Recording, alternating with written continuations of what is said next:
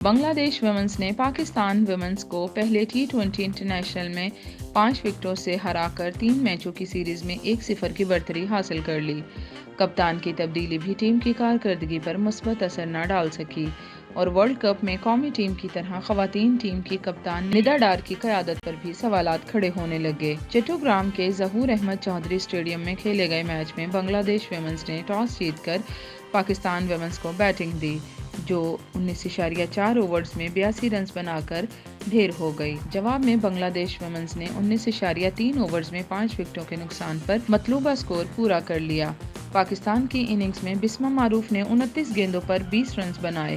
منیبہ علی نے 3 چوکوں کی مدد سے 16 رنز سکور کیے۔ Left arm spinner Nahida Akhtar نے عمدہ بالنگ کرتے ہوئے 3.4 اوورز میں صرف 8 رنز دے کر 5 وکٹیں حاصل کیں، جو ان کی T20 انٹرنیشنل میں بہترین انفرادی بالنگ ہے۔ بنگلہ دیش ویمنز کی اننگز میں کپتان نگار سلطانہ 3 چوکوں کی مدد سے 26 رنز ناٹ آؤٹ کے ساتھ ٹاپ سکورر رہیں۔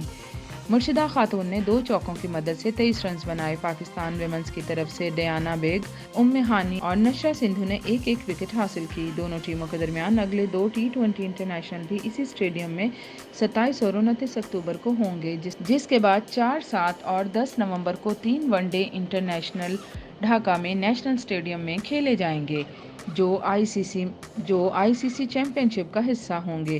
پاکستان کرکٹ بورڈ نے رواں برس بسمہ معروف کی جگہ ندا ڈار کو اس امید کے ساتھ ٹیم کی قیادت سونپی تھی کہ اس سے ٹیم کی کارکردگی میں بہتری آئے گی، لیکن اس کے باوجود پرفارمنس مسلسل گراوٹ کا شکار ہے۔ چین میں ہونے والی ایشین گیمز میں بھی قومی ٹیم کو شکست کا سامنا کرنا پڑا، جبکہ اس سے قبل جنوبی افریقہ کے خلاف ون ڈے سیریز میں بھی شکست ہوئی۔